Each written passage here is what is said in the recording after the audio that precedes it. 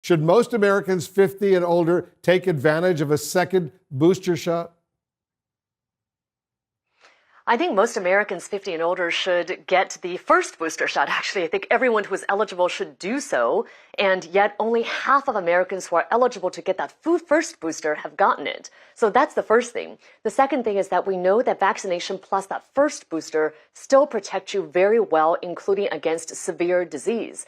And so some people may want to have an additional level of protection. If you're over 65, if you have chronic medical conditions and you're over 50, you may want to get that fourth dose, but it's not something that everyone needs to be getting right now.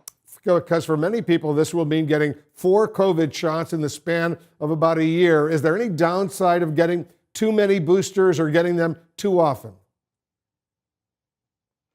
Well, there's a practical downside, which is that the additional benefit of that fourth dose over the third dose appears to be pretty short-lived. And so many people may decide to wait until there's a real surge, because right now the case levels in the US of COVID-19 are actually pretty low. Some people may decide to wait until there's a higher case count before they get that fourth dose.